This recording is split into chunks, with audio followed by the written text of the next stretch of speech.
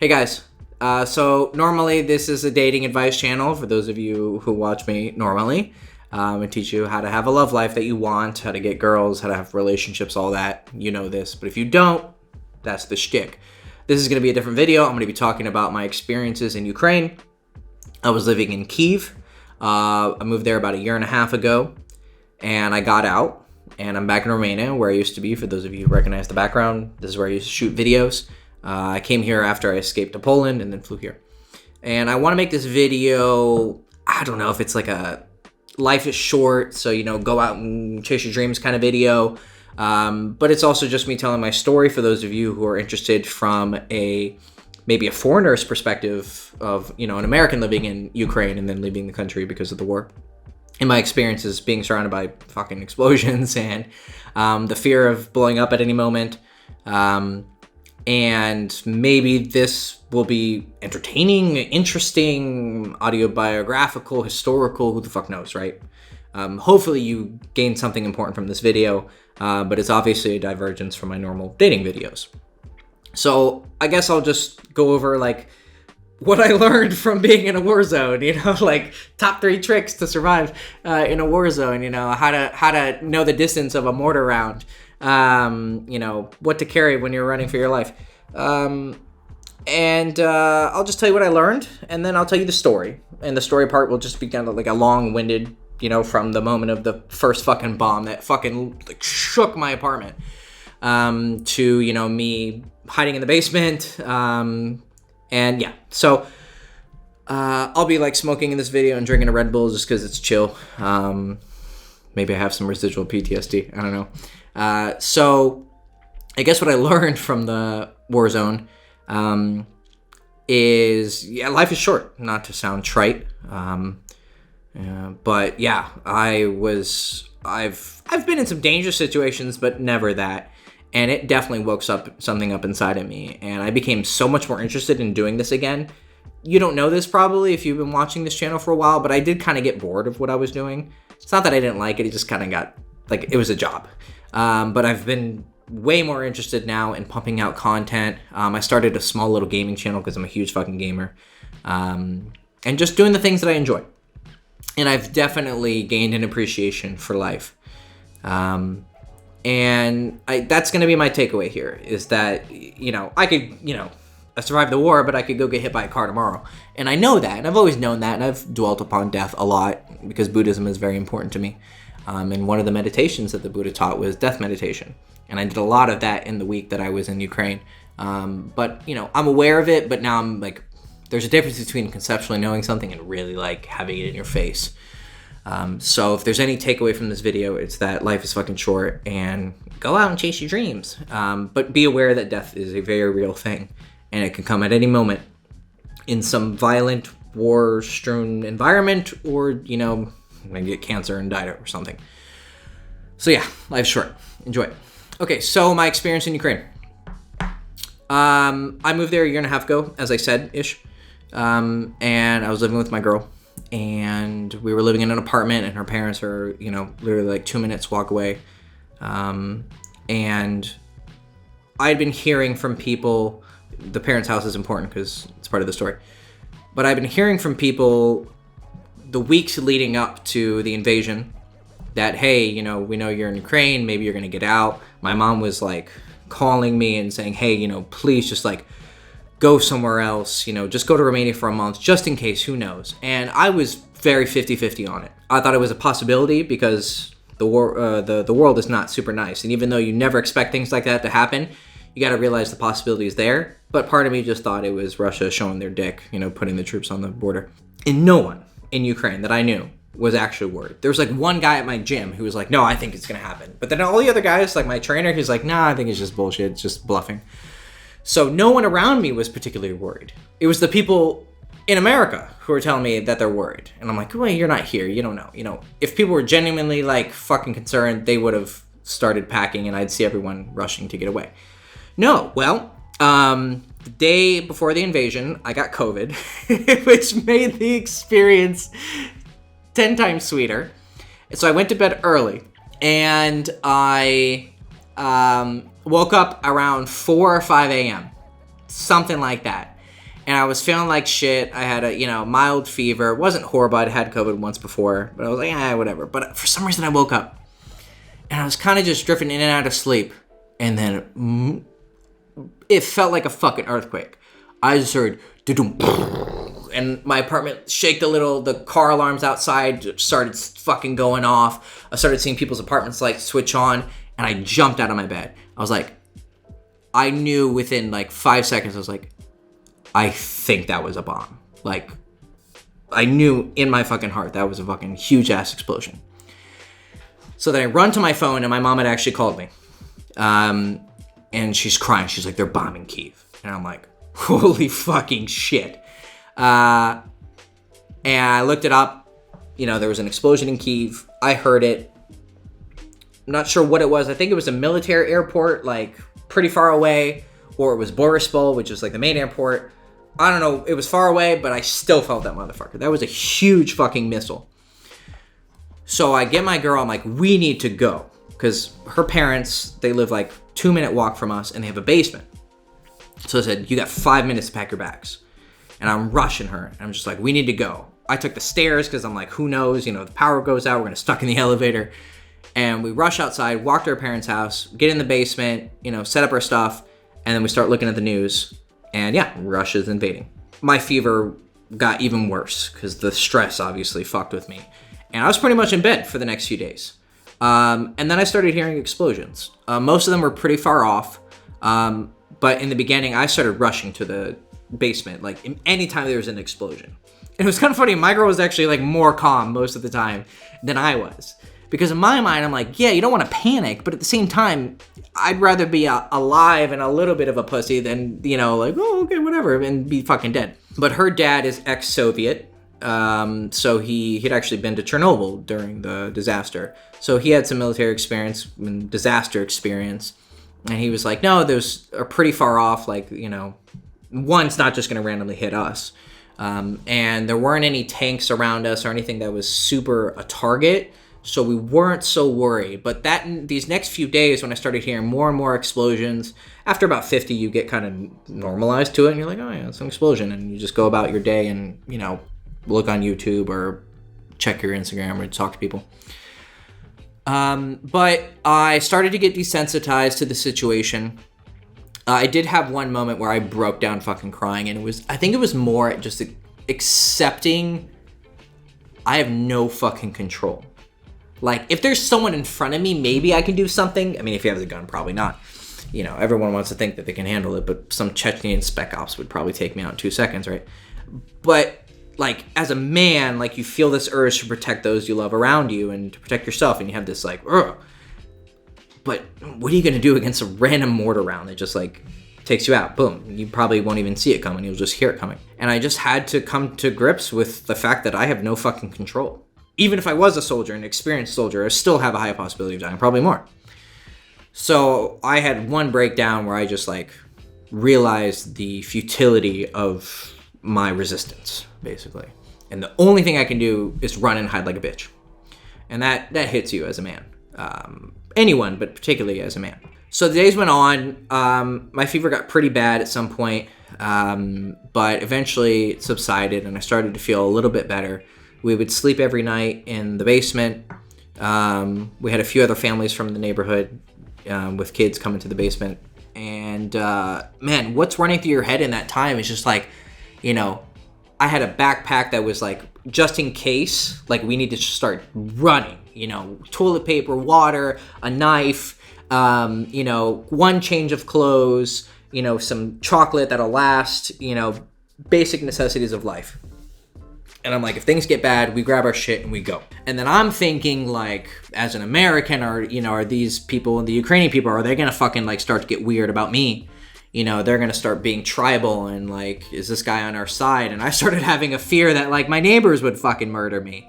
Or that Russian soldiers would come and try and hurt my girl or her family and my family. And I was in pure fucking, like, animalistic, in the corner, like, basic survival. And it was a different experience. So stress was at an all-time high. I was watching the news. I was contemplating going. But I'm glad I didn't go in the beginning because it was a huge rush to get out. And I was afraid that maybe they would keep me, because even though I'm American, I'm thinking wartime, people are not thinking normal. Like, yeah, you're not an American, but they might still stick a gun in my hands, because they were giving guns to pretty much, if I wanted to, I could have went out and got an AK-47 if I wanted to. They were grabbing anyone they can get. But I wouldn't be legally conscripted, but like I said, it's wartime. Who the fuck knows what's going to happen? So I was thinking my neighbor's going to kill me, Russians are going to kill me, or they're going to force me to fight. These were like my main fears. Or I'm going to get just fucking randomly bombed. Well, as I started to become more comfortable with this situation, I thought to myself, best tactical situation, strategic situation is I have water. We have our own private well that's not connected to like the water line for the city. So like, okay, we got near infinite water. We got shit tons of food. We got a basement. Survival, that's the smartest thing to do. The only thing that's really going to get me is a soldier coming in to like our house and taking us out. Like a random bomb, as long as we're in the basement, probably won't take us out. It's just a mortar round. So I kind of made the decision that I'm just going to chill. And that's the smartest thing to do, because if I go out and I start moving, I don't know what's happening. Anything outside of, like, I just know there's a soldier outside, a Ukrainian soldier. There's 2 that are posted here. We give him coffee every night because the dude's like up 24/7 guarding the neighborhood. We're in a kind of like, from my stupid ass only played like military games, I'm like, this is not a strategic position. Like, I don't really see, they're not going to roll in tanks to our little residential area, because if you saw it, you would see like, it's not like you wouldn't roll tanks through this. So I'm like, okay, there's not going to be tanks, so if there's no armor, there's probably not going to be a lot of mortar rounds, so it's only soldiers we have to worry about. And I'm like doing these, like, I'm trying to like play Call of Duty in my mind, right? So I decided if we go out, I don't know what's outside of immediate vicinity. I can't see anything. So I don't know if I take 2 steps out of my house, out of like the little residential area, and there's like fighting going on. But it started to get more worrisome when we actually heard some machine gun fire. So it's not just random mortar rounds. It came from, I think, the woods nearby our house. All of a sudden I hear, I'm like, oh fuck, we've just been hearing bombs. Now we hear machine gun fire. That means soldiers are nearby. So as soon as that happened, her dad was like, get between these walls. And I grabbed my girl and her mom's just like, look, we have 2 walls, like, to protect against bullets. Like, you would never think you're in this fucking situation, but you're like thinking ballistics. Like, how can a bullet penetrate this wall? So we get like in the hallway, and I'm like, no, but get to the basement. Machine gun's not gonna hit me in the basement. But we have to run to the basement, which is like a 5-second run, but in that 5-second run, you can get shot. And her dad's like, no, don't fucking go. And I'm like, but I can get there really fast. She's like, wait.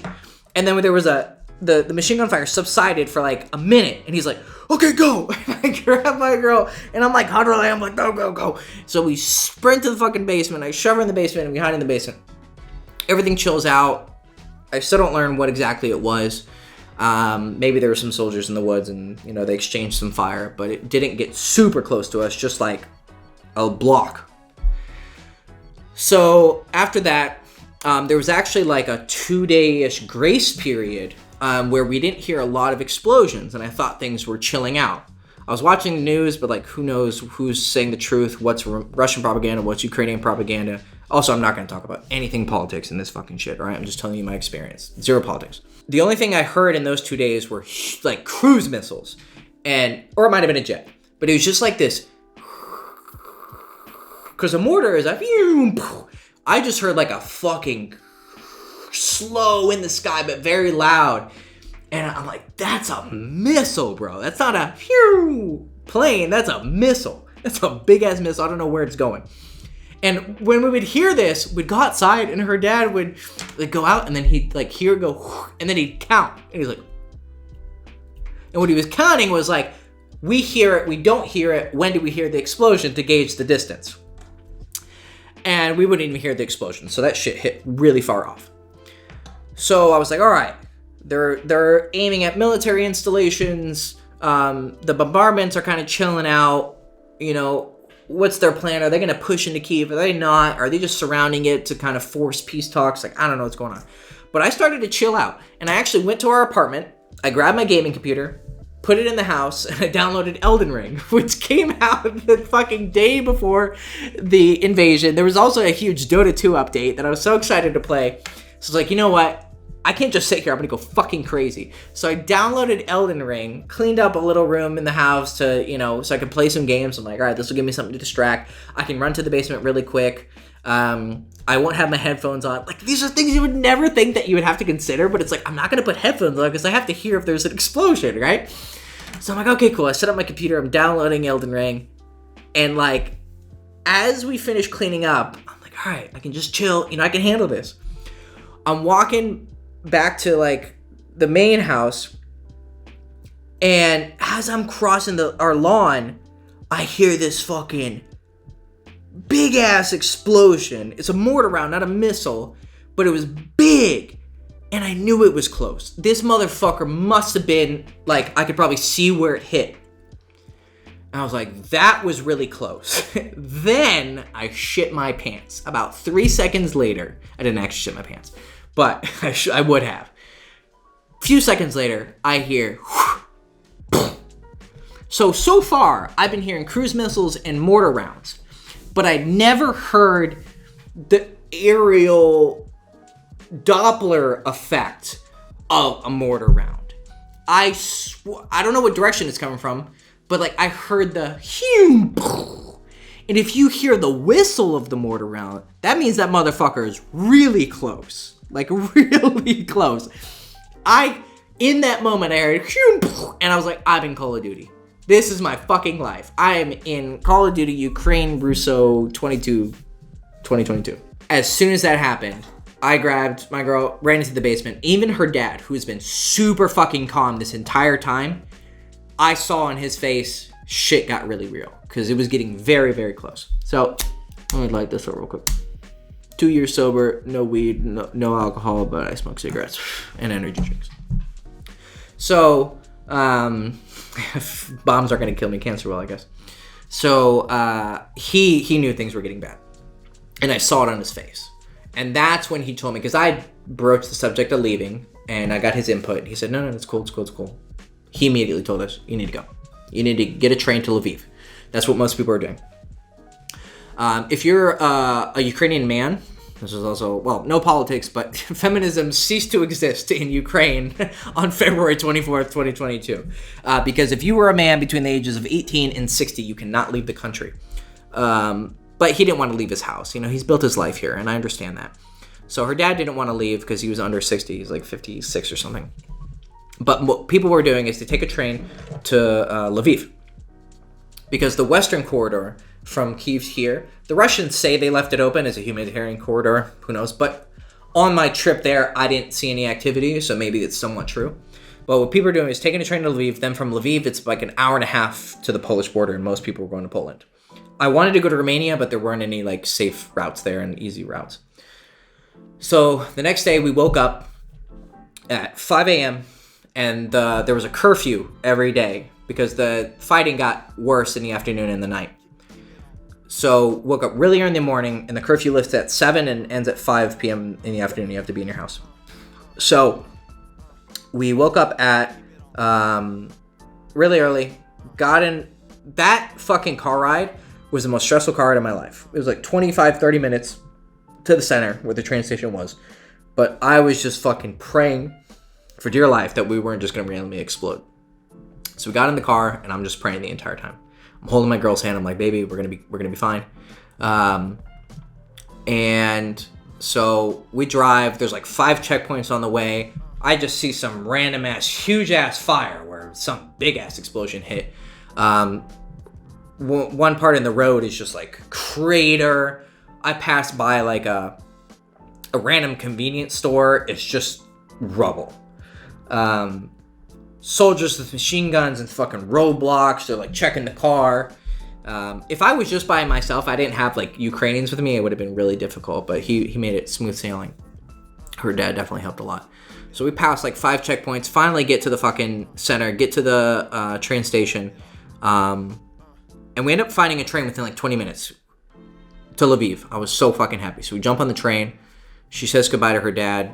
Fucking sad as hell because, he's going to stay with his wife, her mom, and their cat.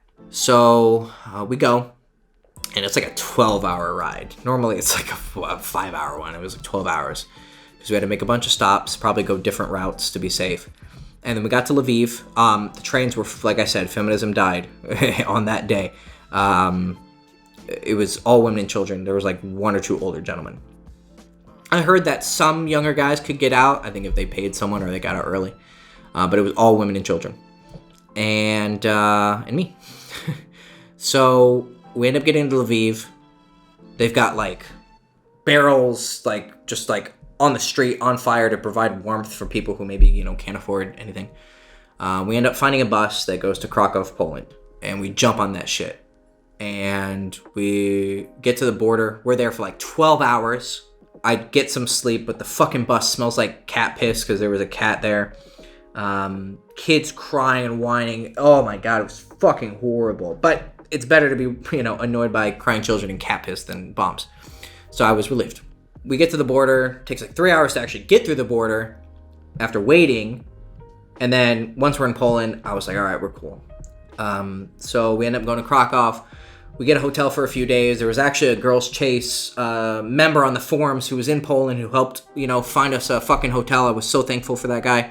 We got a hotel, and then I got a ticket to come to Romania, and took a plane. And my friend, luckily I have friends. That's, you know, Chase once told me an interesting thing, because I, various points in my life, become kind of isolationist and don't really trust anyone. Bad experiences, and I'm thinking like money and your own ability to like get things is the greatest strength in your life. And Chase once told me, he's like, it's probably true, but he's like, I think one thing's better. It's like, what kind of friends can you have who can help you?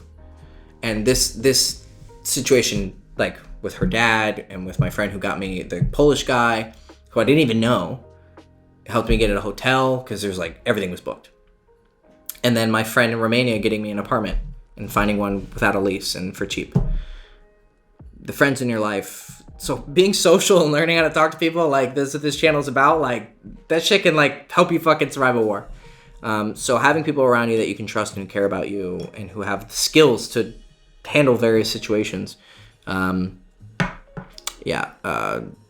a plus in your life. So we got to Romania and we chilled out, and as of right now, you know, everything's okay. I don't know, I can't say for the future. Everything's possible to me after you've been through a fucking war.